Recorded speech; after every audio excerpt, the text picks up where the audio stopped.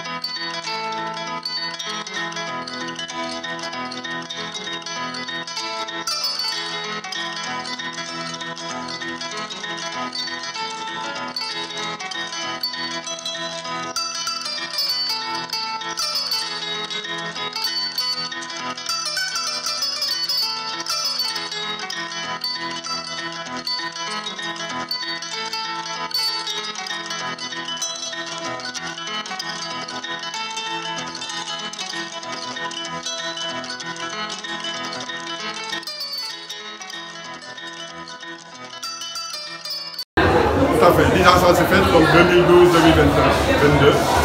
Nous sommes en train de lancer officiellement les activités commémoratives des 10 années de création et d'existence de l'ISEP de Thiès. C'est vrai que c'est l'occasion également de faire revenir tous nos partenaires qui nous ont aidés à traverser ces 10 années, avec des hauts et des bas évidemment, nous sommes revenus là-dessus.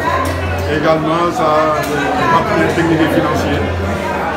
Sans eux, vous n'aurez pas pu d'économie, nous avons déclaré.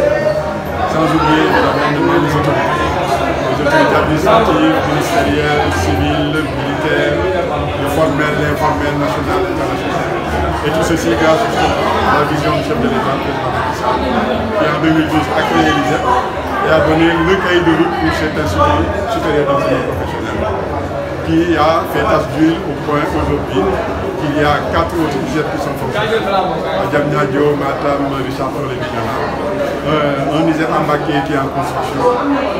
Et 8 autres ISEP qui sont à la réflexion et avec l'appui de la Banque mondiale pour les deux. C'est surtout l'intérêt. De 74, aujourd'hui on est à 2600 apprenants inscrits régulièrement en première et deuxième année.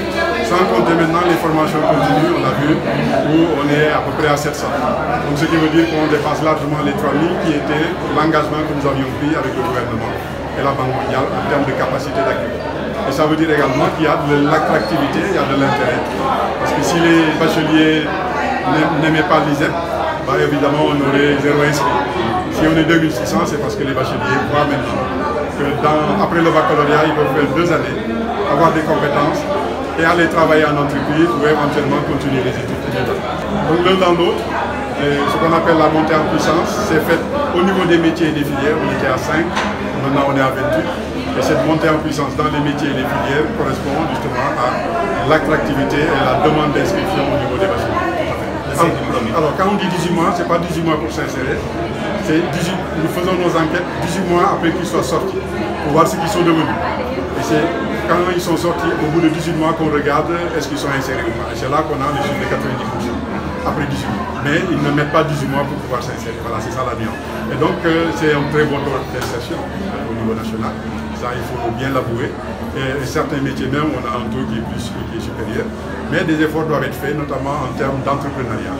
Parce que le tissu économique du Sénégal ne pourra peut-être pas insérer l'ensemble des diplômés au niveau du réseau.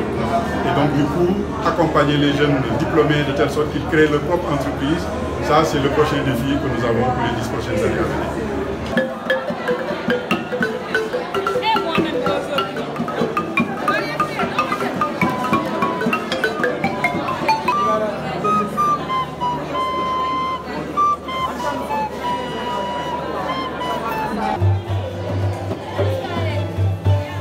Ces 10 ans ont été bénéfiques sur le plan national parce que plusieurs régions quand même envoient des étudiants au niveau de l'ISEP de Thiès.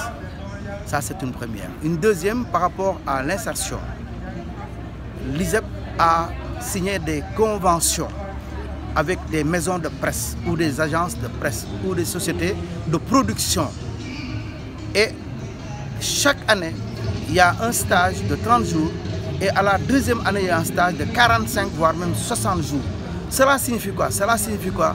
Que à l'ISEP, c'est l'approche par compétence où la pratique est mise en avant, c'est-à-dire 80%, j'allais dire, de pratique et 20% de théorie. Et là, c'est palpable.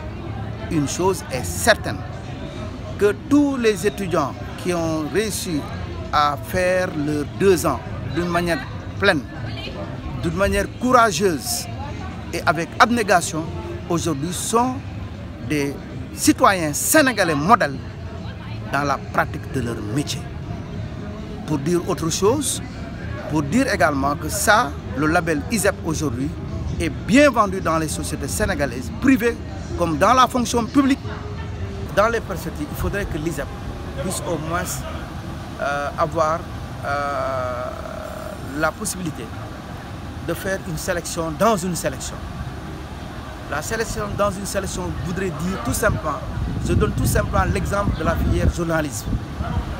Aujourd'hui, lorsqu'un journaliste ne peut pas poser des questions, lorsqu'un journaliste a des problèmes de fautes grammaticales ou des fautes de syntaxe, il y a problème.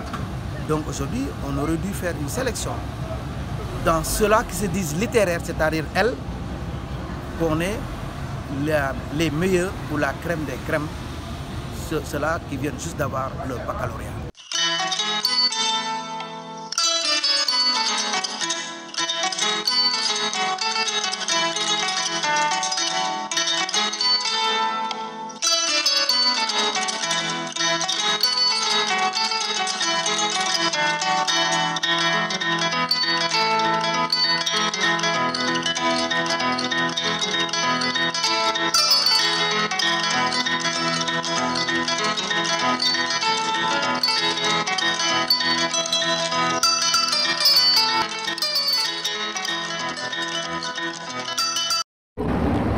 Bambaya TV.